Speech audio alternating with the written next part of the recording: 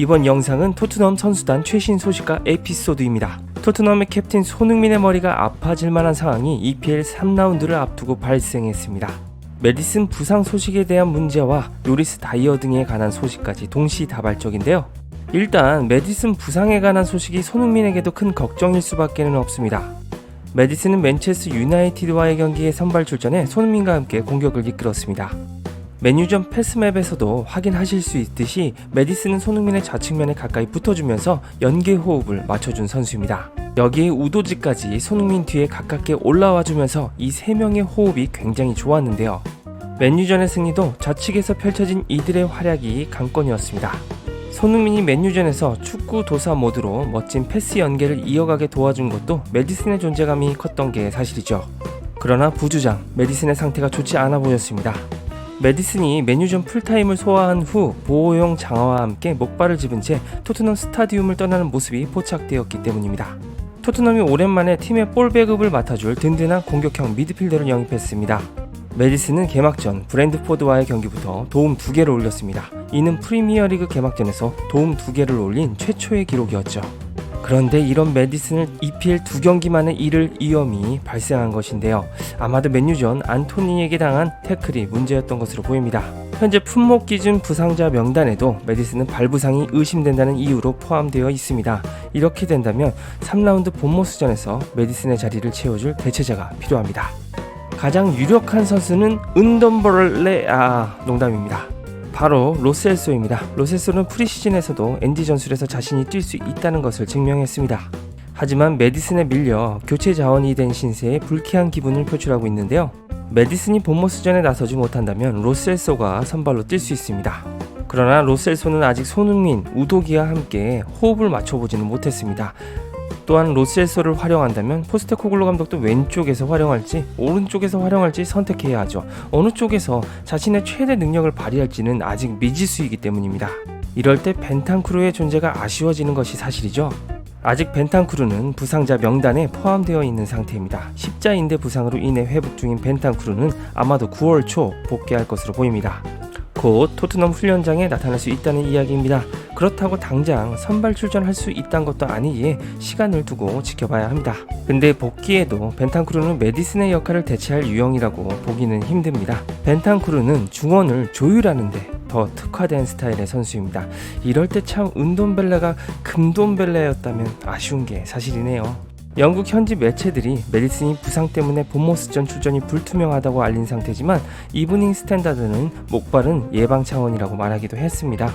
일단 메디슨은 본모스와의 경기에 맞춰서 회복을 목표로 할 테지만 상황은 계속 지켜봐야 하기 때문에 출전은 아직도 불투명합니다. 만약 메디슨이 결정한다면 메디슨의 역할까지 손흥민이 큰 짐을 짊어져야 하겠군요. 메디슨의 부상 소식과 함께 손흥민이 선수단 분위기를 추슬러야 하는 포인트는 더 있습니다. 토트넘 선수단이 이미 방출을 하지 못한 잉여 자원 포화 상태라고 포스테코글루는 인터뷰를 통해 고충을 토로했습니다. 이렇게 선수단이 비대해져 있다면 주장 손흥민의 부담감도 커질 수밖에 없는데요. 특히 손흥민에게 주장 완장을 넘겨주며 팀을 떠날 것이 유력했던 요리스의 거치가 갑자기 난항에 빠졌습니다. 2012년부터 프랑스 리옹을 떠나 토트넘으로 입성한 요리스는 11년 동안 골문을 지켰습니다. 447경기를 뛰면서 이제 30대 중반의 나이를 넘기며 에이징 커브가 왔죠. 기량은 급격하게 하락했고 지난 시즌에는 골문 앞에서 실수를 연발해 토트넘의 60골이 넘는 실점률에 큰 책임을 떠안았습니다. 덕분에 비카리오 골키퍼가 토트넘에 영입되었고 지난 맨유전에서 팬들은 비카리오라는 별명을 지어주며 토트넘 수문장에게 찬사를 보냈습니다. 요리스는 당초에 이탈리아 세리아 A에 라치오로 이적할 것이 유력했습니다. 지난 시즌 김민재의 나폴리에 이어서 리그 준우승을 차지한 강팀입니다. 챔피언스 리그 출전이 가능했고 요리스도 이런 수준이 있는 팀의 오퍼를 수락할 것으로 예상했는데요. 토트넘도 요리스에 대한 예우로 이적료 없이 보낼 것이라는 예측이어서 계약은 순조로울 것으로 봤습니다. 하지만 요리스가 라치오의 제안을 거절하면서 또 토트넘의 잔류 모드에 시동이 걸렸습니다. 요리스가 라치오의 제안을 거절한 이유가 뭘까요? 바로 주전자리였습니다.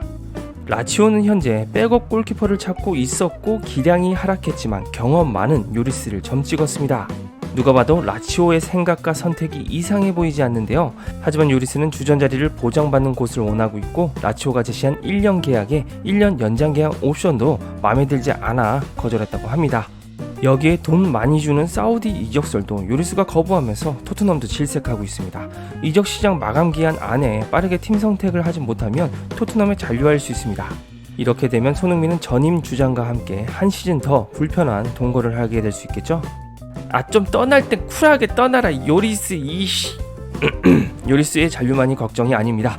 다이어의 잔류의 무게도 기울어가는 모양새입니다. 최근 토트넘의 전담 기자 골드가 다이어의 프리시즌 인터뷰를 공개했습니다. 지난 싱가포르에서의 토트넘 프리시즌 투어가 끝날 무렵 다이어는 자신의 거취에 대해서 확실하게 주장한 모양입니다. 나는 29살이다. 내 전성기가 다가오고 있다는 것을 진심으로 믿는다. 그냥 믿는 게 아니라 인지하고 있다. 지난 몇 년간 함께 뛴 팀 동료들과 선수들을 보면 알 수 있다. 베르통원과 무사 덴벨레라는 훌륭한 친구 말이다. 그들은 토트넘에서 함께 뛰면서 30대 초반에 최고의 전성기를 보냈다. 그 시절이 그들의 커리어 최고의 순간이었다. 주위를 둘러보면 많은 선수들에게 그런 모습을 볼 수 있다. 자, 나의 전성기가 다가오고 있다는 것을 알고 있고 기대가 된다 라고 말했죠. 와, 이 친구 대단합니다. 자신이 못한다는 비판을 받아도 어쩐지 멘탈이 엄청 강하다고 생각했거든요. 그런데 이 친구는 자신이 못한 이유가 전성기가 안 왔기 때문이라고 생각하고 있었습니다. 유레카, 놀랍습니다. 이런 이유가 있었군요. 와, 근데 이건 뭐 이런 친구 사회에서도 건들면 큰일 나지 않습니까? 이건 진지하게 웃거나 조롱할 게 아니라 가까운 병원에 데려가서 검진을 받게 해야 하지 않나 싶은데, 물론 30대에 접어들어서 최고의 전성기를 맞는 선수들이 존재하죠. 경험이 많이 필요한 포지션일수록 그렇게 됩니다.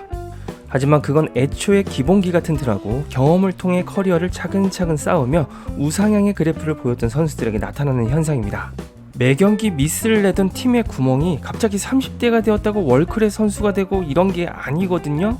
이건 뭐 순수한 피터팬 같은 상상력인데, 저는 바르셀로나전에서 4실점에 관여하면서 포스테코글러가 다이어를 완벽히 쳐냈다고 생각했습니다. 그런데 진실은 포스테코글러가 다이어의 저 인터뷰를 듣고 얘는 손절 쳐야겠다 생각한 건 아닐지 모르겠어요.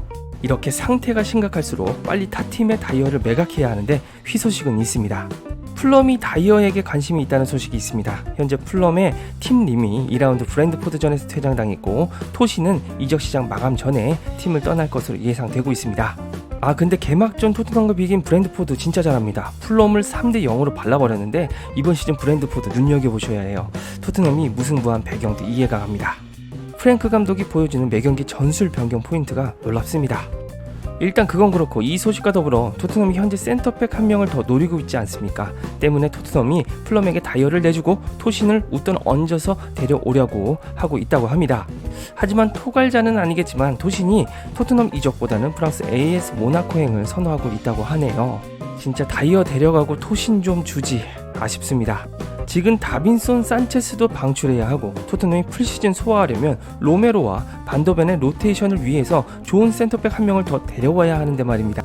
영국 현지에서는 현재 토트넘이 손흥민을 캡틴으로 선정한 게 신의 한 수였다고 연일 극찬 중입니다. 그만큼 팀 분위기가 좋다는 이야기인데요. 허나 지금 메디슨 부상과 함께 비대해진 선수단에서 말썽을 부리는 요리스와 다이어까지 우리 손흥민 선수가 훈련장과 라커룸에서 전방위적으로 노력할 모습이 안 봐도 눈에 선합니다. 일단 메디슨의 부상부터 좀 심하지 않길 바라봅니다. 손흥민이 메디슨과 함께 본머스전에서 또 재밌는 공격 축구하면서 이겨야 하지 않겠습니까?